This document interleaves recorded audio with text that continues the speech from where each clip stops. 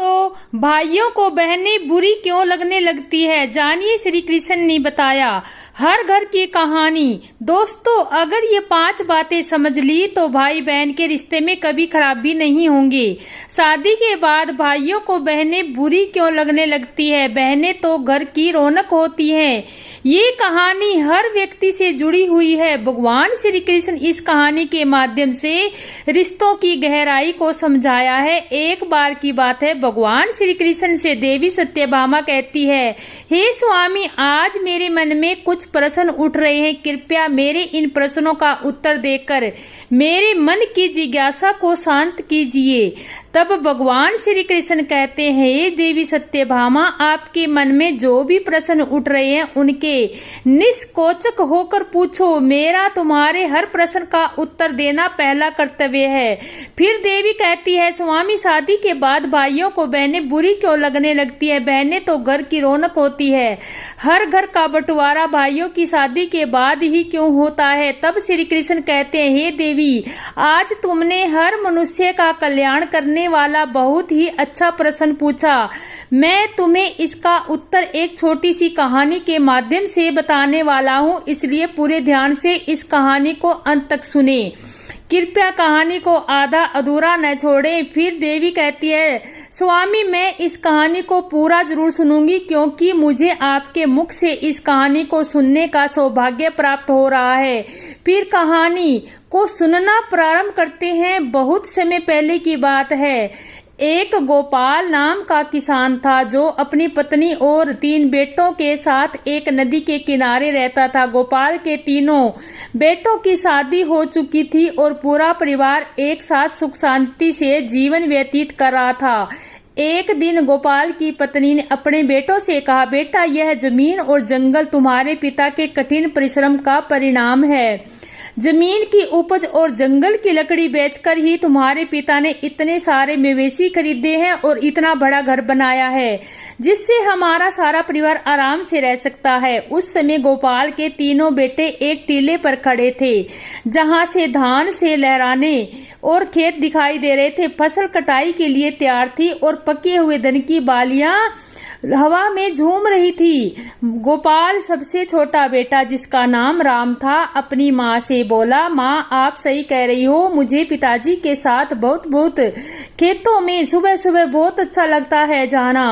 आज भी मुझे वह दिन याद है। गोपाल का सबसे छोटा बेटा राम अपने पिता की तरह खेती में रुचि रखता था। उसे खलियान में काम करना बहुत पसंद था। राम को कड़ी मेहनत करनी पड़ती थी। उसे मजदूरों को संभालना, फसल की उपज को इकट्ठा करना और फिर उनके लिए सही खरीदार ढूंढना जैसे सभी कार्य करने पड़ते हैं। गोपाल के 2 बड़े भाई भी थे।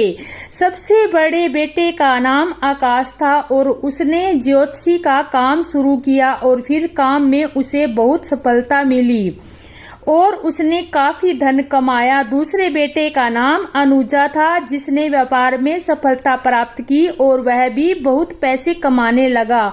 पूरे परिवार में खुशी का माहौल था और किसी को भी कोई कष्ट नहीं था। फिर एक दिन गोपाल बीमार हो गया और उसने अपनी पत्नी से कहा, मुझे लगता है कि मेरा समय आ गया है। मुझे एक वादा करो कि बच्चों के बीच कभी भी जमीन जायदाद का बंटवारा नहीं होगा। मैं चाहता हूँ कि हमारे तीनों बच्चे मिलजुल कर रहें और घर में कोई भी भेदभाव ना हो, क्योंकि जिस घर की एकता टूट जाती है वह घर बिखर जाता है। फिर उसकी पत्नी ने वादा किया और गोपाल की मृत्यु हो गई। फिर समय बीतता गया और एक दिन गोपाल की पत्नी ने अपने तीनों बच्चों को बुलाया और उससे कहा, बेटो, मैं तुमसे एक वादा लेना चाहता हूँ। तुम्हारे पिता की अंतिम इच्छा थी कि मैं तुम्हारे बीच कभी भी जमीन जायदाद का बंटवारा नहीं होगा। तुम तीनों भाई और तीनों बहुएं हमेशा मिलजुल कर जीवन यापन करोगे, क्योंकि जिस घर की एकता टूट जाती है वह घर कभी भी उन्नति नहीं कर हो सकता। श्रोताओं, फिर वह माँ की बात को सुन करके तीनों बेटे कहने लगे, हाँ माँ, आप सही चाहती हो। पिताजी की जैसी इच्छा थी, हम उसकी इच्छा के विरुद्ध कभी नहीं जाएंगे और तीनों भाई हमेशा प्रेम से रहेंगे। श्रोताओं, फिर अपने बेटों की बात को सुन करके माँ को बहुत खुशी हुई। वहीं जो तुम्हारे सबसे बड़ा बेटा जिसका नाम आकाश था वह ज्योतिषी में बहुत ज्यादा निपुण था, इसलिए आसपास के लोग उससे कई मामलों में राय लेने आते थे तो आकाश का गुजारा बढ़िया तरीके से हो जाता था। वहीं दूसरे नंबर का बेटा जिसका नाम अनुज था वह भी एक बड़ा व्यापारी था, उसकी भी कमाई ठीक ठाक हो जाती थी। वही सबसे बड़ी मुश्किल यह थी कि गोपाल का जो सबसे छोटा बेटा था जिसका नाम राम था वह बहुत मेहनत करता था, सुबह से लेकर शाम तक खेतों में लगा रहता और फिर भी उतनी कमाई नहीं कर पाता जितनी कमाई दोनों बड़े भाई करते थे। दोस्तों फिर समय धीरे धीरे गुजरता गया। वहीं गोपाल के दो बड़े बेटे जो ठीक ठाक कमाई करते थे वह अपने पिता को दिया हुआ वचन भूल जाते हैं और अपनी पत्नियों के साथ में ऐश और आराम का जीवन व्यतीत करने लगते हैं। वहीं जब किसान के दो बड़े बेटों की बहुएं ऐशो आराम का जीवन जीती हैं और जो सबसे छोटा बेटा राम था उसकी पत्नी घर पर ही कमाई करती रहती है, उसे घूमने के लिए नहीं मिलता, ना ही उसे शौक करने के लिए मिलता। वहीं जब वह अपने बड़े जेठ और जेठानी को देखती है तो उसका हृदय दुखी होता है कि हम तो पिता के वचनों का पालन आज भी कर रहे हैं, लेकिन हमारे बड़े दोनों जेठ और जेठानी ऐसो आराम का जीवन जी रहे हैं। दोस्तों वही किसान का सबसे छोटा बेटा जो राम था, एक दिन उसकी पत्नी जब बहुत ज्यादा दुखी हो गई और जब शाम को राम घर वापस आया तो कहने लगी, मेरे भाई के यहाँ से चिट्ठी आई है, उसने हमें अपने घर पर बुलाया है, हमारा आपके लिए न्योता भेजा है। कुछ दिनों पहले ही हमारे भाई ने अपना घर बनाया था, उसमें गृह प्रवेश होना है, वह यह चाहता था कि हम दोनों कुछ दिन के लिए उनके पास रहें। दोस्तों वहीं अपनी पत्नी की बात को सुनकर के कहने लगा, देखो खेती में बहुत काम करना पड़ता है, मेरे पास में इतना समय नहीं है कि मैं तुम्हारे साथ में तुम्हारे मायके जा सकूं। यदि मैं तुम्हारे साथ तुम्हारे मायके चलूंगा तो खेती का काम खराब हो जाएगा, जिससे सब बर्बाद हो जाएगा। दोस्तों फिर वह पत्नी तमा कर कहने लगी कि ठीक है, हम जीवन भर इसी घर में पड़े रहेंगे, हमारे मन की कोई इच्छा नहीं है। दोस्तों वह पत्नी को गुस्से में देख करके कहने लगा, ठीक है, मैं ऐसा करता हूं कि तुम्हारे जाने का इंतजाम कर देता हूं, पर मैं नहीं जा पाऊंगा। दोस्तों फिर उसकी पत्नी कहने लगी, यदि हम जाएंगे तो दोनों साथ जाएंगे, वरना कोई नहीं जाएगा। वही पत्नी की बात को सुनकर के राम कहने लगा, ठीक है, जैसी तुम्हारी मर्जी, जाना है तो जाओ,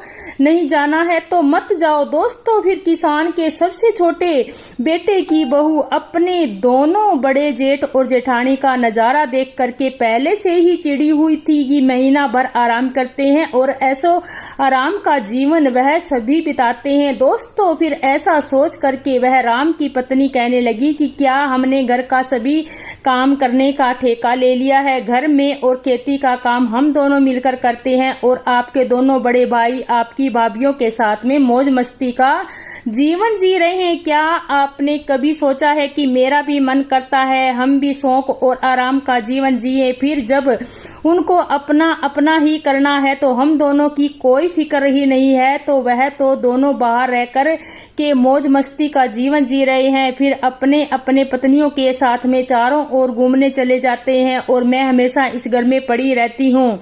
आप बताओ क्या ये अन्याय नहीं है। दोस्तों फिर भगवान कहते हैं कि देवी, फिर तो अपनी पत्नी की बात को सुन करके श्याम की नींद खुल गई और फिर उसकी पत्नी आगे कहने लगी, अब तुम मेरी एक बात सुनो, जायदाद के बंटवारे की बात चलाइए ताकि हम लोग अलग रह सकें। यदि हम अलग रहेंगे तो आप हमको भी अपने घूमने के लिए कुछ समय मिलेगा। फिर इस प्रकार अपनी पत्नी की बात को सुन करके राम को लगा कि उसकी पत्नी सही कह रही है।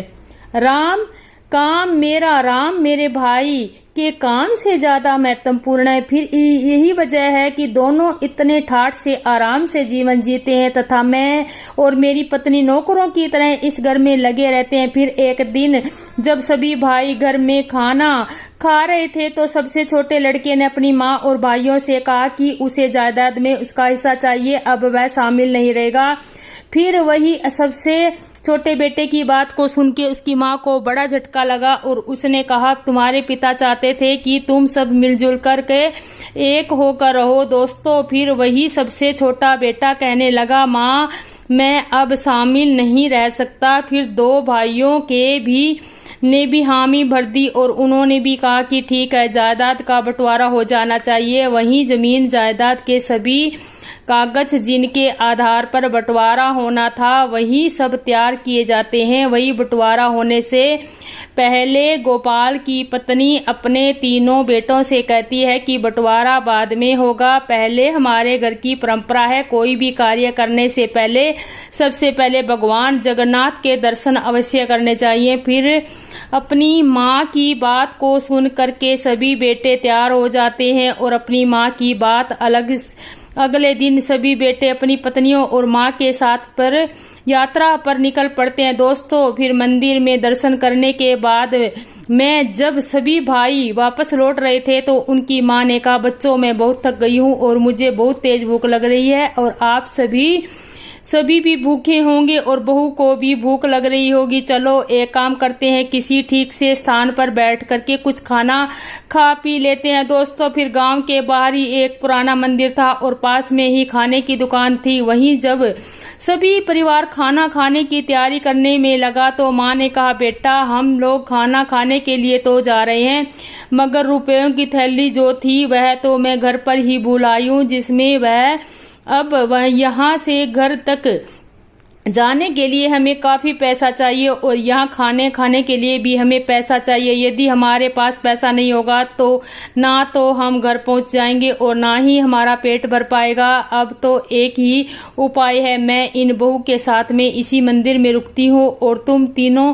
भाई एक काम करो और किसी गांव में जाकर के कोई काम ढूंढो जिससे कुछ समय के जुगाड़ हो जाए और तुम्हें अलग अलग अपना काम करो। तुम जो भी कुछ काम करके लाओगे उन्हीं पैसों से हम खा पाएंगे और यहाँ से घर पहुँच जाएंगे। दोस्तों, फिर तीनों बेटों ने अपनी माँ की राय मान ली और तीनों भाई अलग अलग दिशाओं में पैसा कमाने के लिए निकल पड़े। दोस्तों, फिर चलते चलते किसान का छोटा बेटा राम ने जब कुछ दूर बढ़ा तो वह एक स्थान पर पहुंचा जहां कुछ लोग गंभीर चर्चा कर रहे थे। फिर राम में उनसे पूछा, आप लोग इतने उदास क्यों हैं, क्या बात है, क्या मैं आपकी मदद कर सकता हूँ? वहाँ खड़े लोग बोले, इस जमीन के इस हिस्से में हमेशा पानी जमा रहता है और हम यहाँ कुछ भी उगा नहीं पाते, फिर भी हमें राजा को इसका लगान देना पड़ता है। अब हमें समझ में नहीं आ रहा कि क्या करें। अब राम ने कहा, अगर मैं आपको धान उगाने का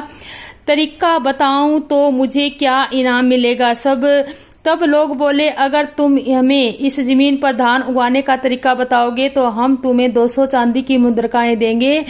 राम जो बहुत ही कुशल किसान था उसने लोगों को बताया, गोबर और मिट्टी को मिलाकर गोल बनाओ और उन्हें गीला और नरम रखो, फिर हर गोले में बीज डाल दो और उन्हें सूखने दो। तब गांव वालों ने ध्यान से उसकी बात सुनी और उन्होंने पूछा, इन गोलों का क्या करें? तब राम ने कहा, इन गोलों को इस जमीन में डाल दो, यह गोले जमीन में घास हो जाएगी और बीज भी अंकुरित हो जाएगा। दोस्तों, फिर गांव वालों ने राम को बताए हुए तरीके का पालन किया और उस बंजर जमीन में बीज अंकुरित हो गए। तब गांव वालों ने राम को धन्यवाद दिया और खुशी खुशी से उसे 200 मुद्रिकाएं भेंट की। दोस्तों, फिर राम उन मुद्रिकाओं के साथ अपनी माँ के पास आकर इस मंदिर में लौट आया। दूसरा बेटा अनुज घूमते घूमते एक दिन ऐसे स्थान पर पहुंचा जहां उसने देखा कि एक व्यक्ति पेड़ के नीचे बैठा हुआ है, बहुत उदास नजर आ रहा है। फिर भी अनुज ने उससे पूछा, आप इतने चिंतित क्यों हैं? क्या मैं आपकी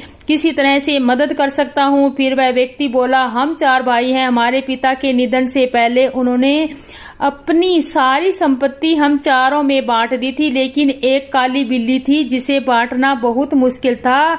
हम सब ने तय किया कि बिल्ली हम सबके साथ रहेगी। फिर एक दिन उस बिल्ली की एक टांग टूट गई जो मेरे हिस्से में आई थी। मैंने उसकी जख्मी तन पर तेल लगाकर पट्टी बांधी। बिल्ली को आंच अच्छी लगती थी, इसलिए वह चूल्हे के पास सोने चली गई। जैसे ही वह सोई, चूल्हे से निकली एक चिंगारी उसके तेल लगे कपड़े पर गिर गई और वह आग लग गई। जब बिल्ली वहां से भागी तो आसपास के लोग घरों में भी आग लगी और सब कुछ जलकर राख हो गया। पड़ोसियों ने इसका सारा दोष मुझ पर मंड दिया, क्योंकि आँच की शुरुआत उस तन से हुई थी जो मेरे हिस्से में आई थी। मामला पंचायत तक पहुंचा और पंचों ने कहा कि जिस टाइम से आग लगी थी वह मेरे हिस्से की थी, क्योंकि पूरा नुकसान मुझे ही भरना होगा। लेकिन मेरे पास इतने पैसे नहीं है, अब मैं क्या करूं? इसकी वजह से मैं चिंतित हूं। क्यों? उस व्यक्ति की बात सुनकर अनुज ने कहा, चिंता मत करो, अगर मैं तुम्हारी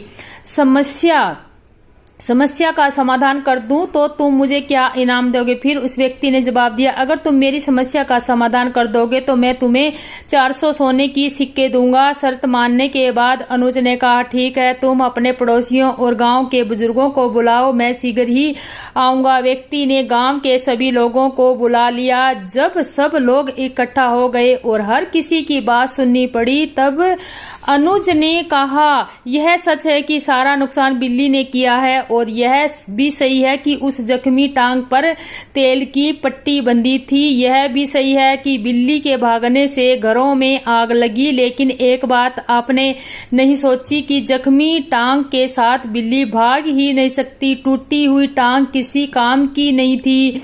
बिल्ली केवल अपनी 3 सही टांगों से भागी, जिससे घरों चारों ओर आग लगी थी। अब आप ही बताइए, क्या दोष टूटे हुए टांग का है या सही टांगों का? फिर अनुज ने इस बात को गांव वाले अचंभित हो गए और सभी ने सिर हिलाकर सहमति जताई। अतः मैं फैसला हुआ, वह सही 3 टांगों वाली मालिक को हर जाना देना होगा। जख्मी टांग का मालिक बहुत खुश हुआ और वादे के अनुसार अनुज को 400 सोने की मुद्रिकाएं भेंट की। फिर दूसरा बेटा भी 400 सोने की सिक्के लेकर अपनी मां के मंदिर में लौट आया। दोस्तों, अब सबसे बड़ा बेटा, जिसका नाम था आकाश, वह भी कमाई के लिए निकला। फिर चलते चलते वह एक बड़े घर में पहुंच गया, जहां से रोने की आवाज आ रही थी, जिससे उस घर के सामने एक पहरेदार भी खड़ा था। फिर आकाश सोचने लगा कि इतनी बड़ी हवेली में रहने वाला कोई क्यों रो रहा है। तब आकाश ने पहरेदार से पूछा, महोदय, इस घर से रोने की आवाज क्यों आ रही है? तब पहरेदार ने कहा, आप अंदर जाकर खुद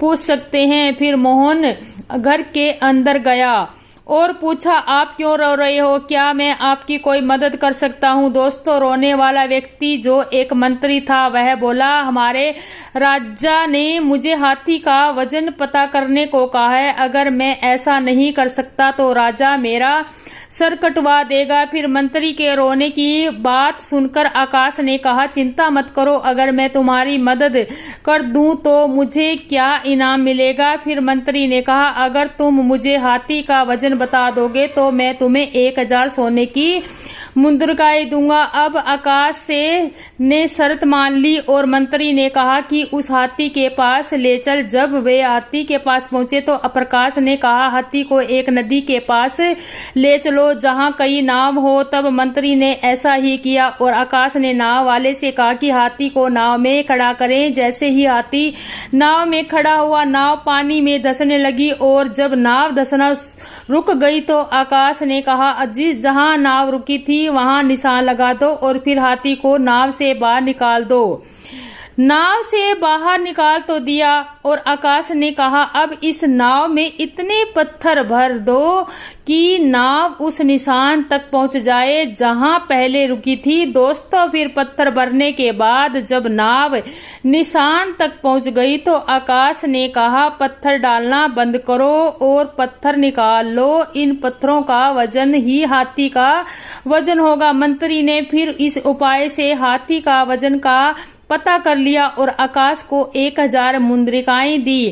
फिर वह भी मुद्रिकाओं के साथ अपनी माँ के पास मंदिर लौट आया। दोस्तों, फिर भगवान कहते हैं, हे देवी, इस प्रकार सभी भाई जब धन कमा करके मंदिर में लौट आए तो सभी ने बड़े ही प्रेम से खाना खाया और दुकान वाले का इतना पैसा बना जिसकी तीनों भाइयों ने जो पैसा कमाया था वह सारा उस खाने में चला गया। केवल उनके पास में उतना ही पैसा बचा जिसे वह खर्च करके अपने घर वापस आ सके।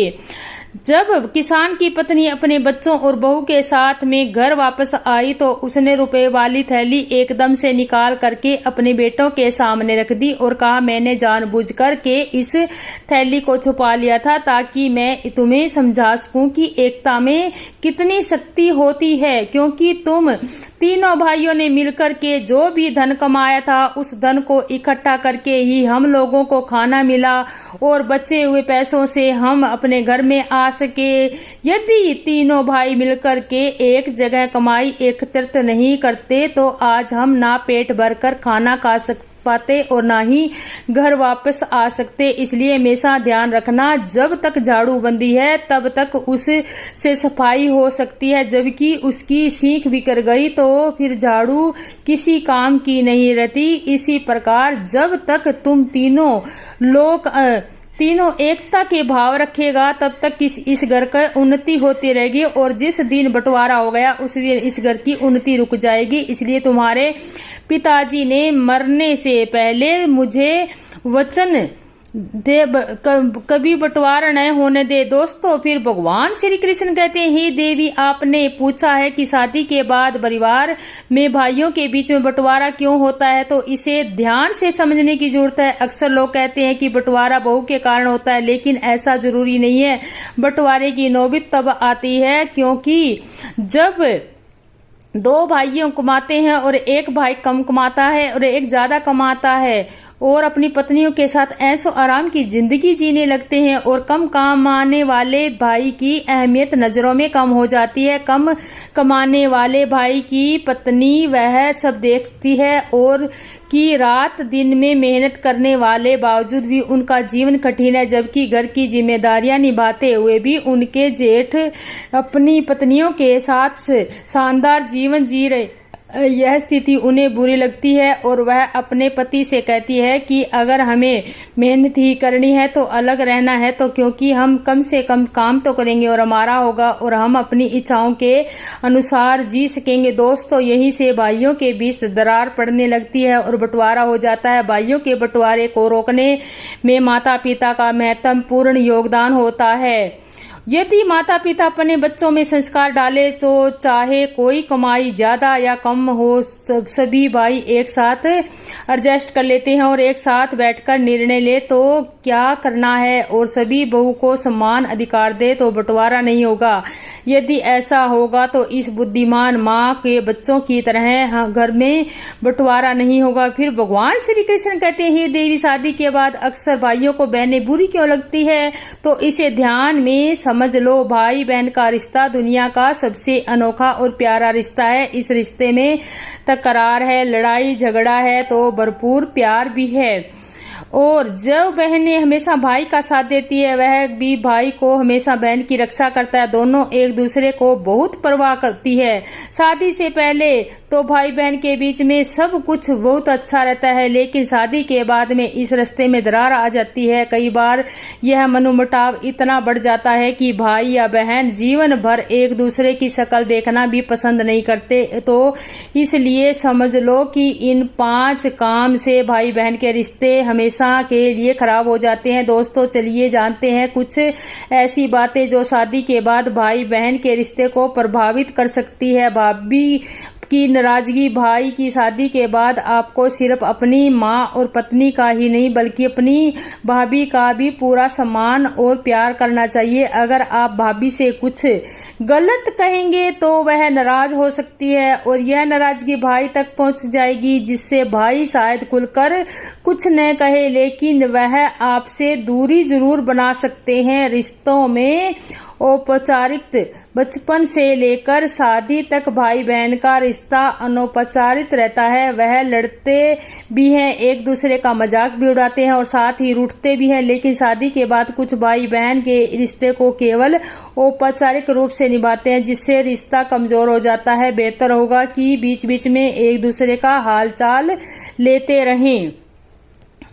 शादीशुदा जिंदगी में दखल देना। कई बार बहनें भाई की शादीशुदा जिंदगी में जरूरत से ज्यादा दखल देती हैं और जिससे रिश्ते में खटास आ जाती है। चाहे भाई बहन शादीशुदा हो या नहीं, बहन को भाई की निजी जिंदगी में दखल नहीं देना चाहिए। ऐसा करने से रिश्ते खराब हो जाते हैं। नंबर 4, ताना मारने की आदत। कई बार भाई बहन का रिश्ता इसलिए खराब हो जाता है क्योंकि बहनें हर समय भाई को ताने देती रहती है। शादी के बाद भाई के व्यवहार में थोड़ा बदलाव आ जाता है क्योंकि उसके अपने परिवार की भी जिम्मेदारियां होती है। अगर बहन हमेशा भाई को ताना मारेगी कि वह बदल गया है तो रिश्ते में दूरी बढ़ने लगेगी और रिश्ते खराब हो जाएंगे। इसलिए बहन को भाई के निजी जीवन में दखल नहीं देना चाहिए, तभी भाई बहन का प्यार बना रह सकता है। नंबर 5, बहन को नजरअंदाज करना। इस तरह भाभी के साथ अच्छा व्यवहार करने से भी भाई का दिल जीत सकते हैं। वैसे ही बहन की अनदेखी करने से रिश्ते में दूरी आ सकती है। भाई का यह फर्ज होता है कि वह शादी के बाद भी बहन को उतना ही प्यार दे जितना पहले देता था। अगर बहन की शादी नहीं हुई तो भी उसकी बातें समझनी चाहिए और अपनी जिम्मेदारियां निभानी चाहिए। साथ ही यह 5 बातें सभी भाई और उनकी पत्नियों को हमेशा गुप्त रखनी चाहिए जिससे परिवार की एकता हमेशा बनी रहे। यह 5 बातें हमेशा परिवार को टूटने से बचाती है।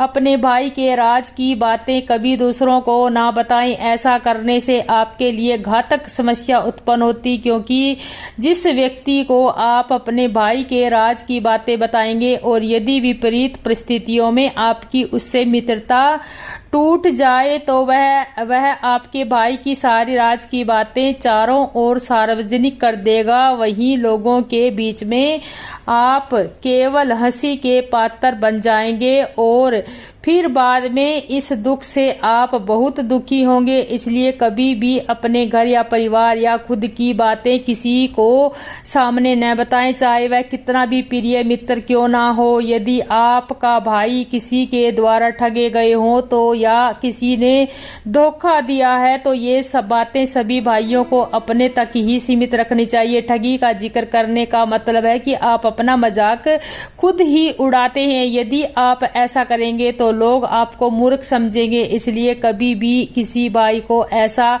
नहीं करना चाहिए। यदि आपके भाई को किसी ने कभी धोखा दिया है तो वह सामने हाजिर न करे, जिससे भाइयों के बीच में फूट पैदा होती है। यदि किसी भाई को कभी भी धन की हानि हो या उसका धन बर्बाद हो जाए तो यह बात को किसी अन्य को ना बताएं।